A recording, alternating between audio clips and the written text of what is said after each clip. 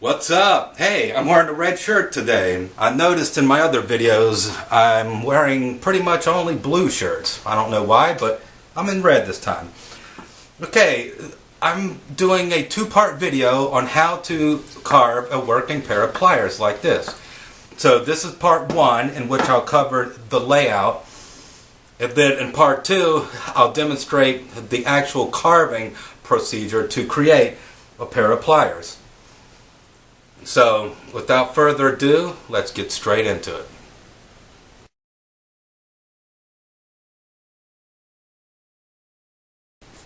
Alright, I'm going to show you three different ways to lay out a hexagon. One is to use a 16 square grid. Okay, so you have 4 by 4.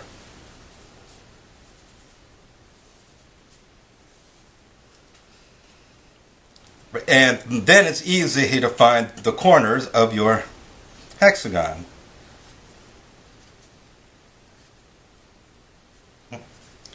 There and there. So now you just join those points with straight lines.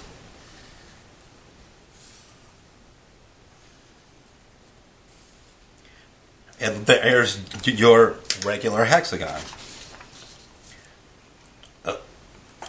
A second way to go about it would be to start with a circle,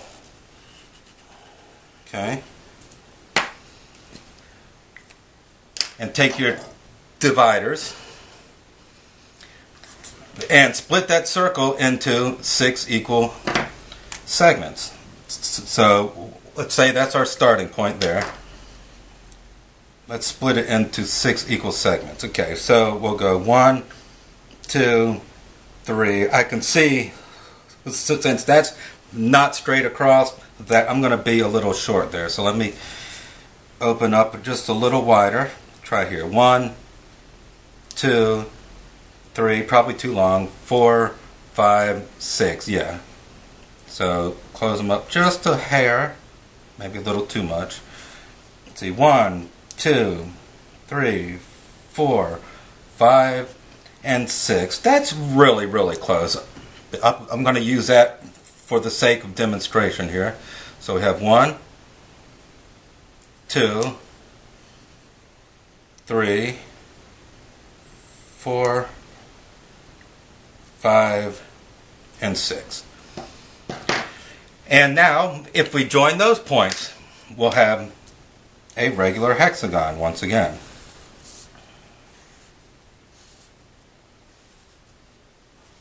Okay?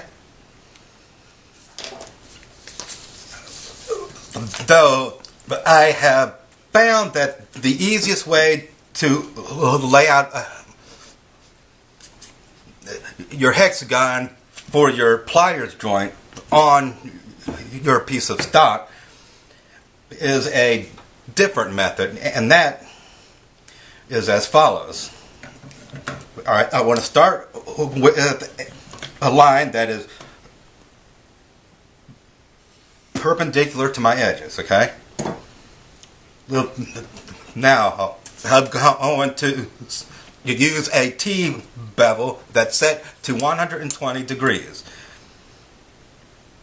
So the angle between here around to here is 120 degrees. From that corner to that corner, I'm going to draw that angle. And where they meet right here is the halfway point between this edge and that edge. So now I'm going to set my square here to that halfway point, and I'm going to transfer that line, or that marking there, down a ways. Now, as we can see here in the grid method,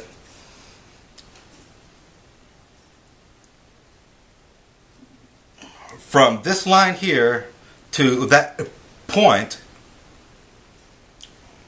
we need to take that length there and add it 3 more times, see? So we have that length, then one more time, then a third time takes us to our opposite corner. So at distance, stepped off 3 more times. Up, 1, 2, 3, and that's our opposite corner. Now, take my adjustable T-bevel again, draw from that corner to each edge. To each edge. So we have from there to there. And once again, we have defined our regular hexagon. We have there to there, there to there, there, and the edges. Okay? But I use this method when I am laying out a pliers joint, or I'll sometimes eyeball it, but that's the way to do it so that you'll have an accurate hexagon.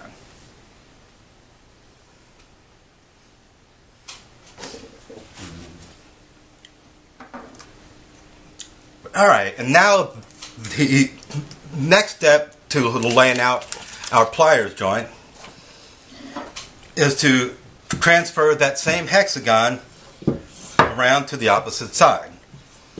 So what we can do, take a square, let's find this point here on the edge, okay, that's right there, this corner here out to the edge, and we already have these key points at the edge. So now I'm going to draw from this mark down, from this corner, let's transfer that around, next corner, bring that around, and this mark here, let's transfer it around, okay? So I've got my key locations marked off there. Now I'm going to transfer those around to the opposite side. Okay?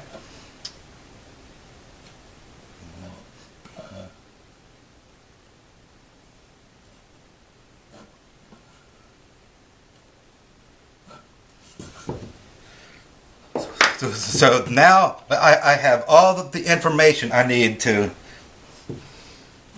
create a hexagon on this side that is perfectly lined up with the one on the back.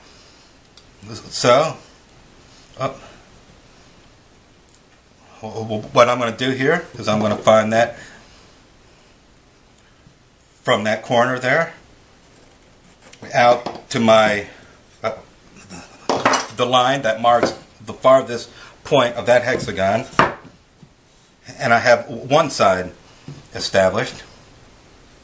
I'm going to go from that point, which remember, that should be our halfway point. And I don't have it exact, but I also didn't really take time to be very careful, but we see there it's close enough. And I don't think this board is quite square, but you get the idea.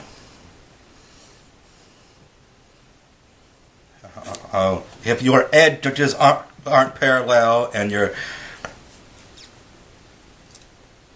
that face is a bit wider or narrower than the other face, it's going to be thrown off a little bit. But the point is simply to transfer that location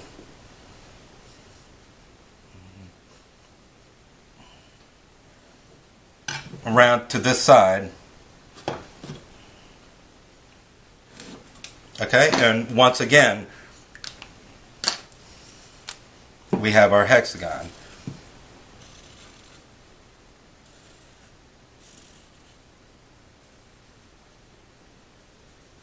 Okay, so that there and that there, in theory, are going to be lined up.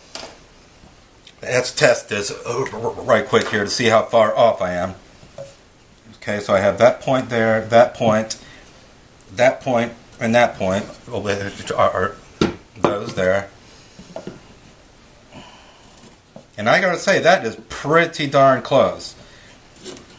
I mean, that is really close there, so it does work pretty well. Okay?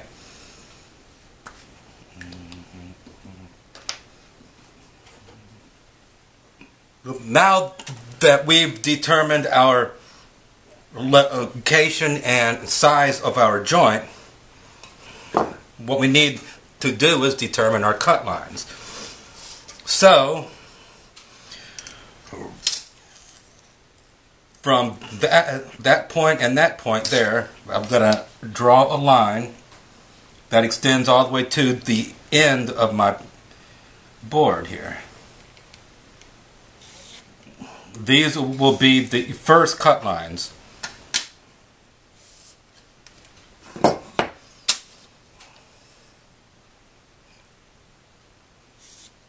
And there. Okay. Now on the edges here, I need to divide those lines into either quarters or thirds. I like doing it in thirds. And these are the corners from there to there. So the edge that is shared with the edge of the wood. So let's see there. Okay, that's my thirds. So I'm going to mark the location of my thirds here. Get over there and there. And do that on all four of them. So there, and on this side, or this edge.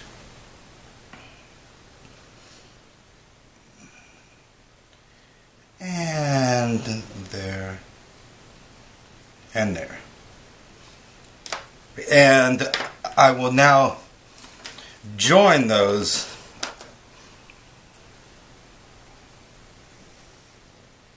like that. Oops. On both edges.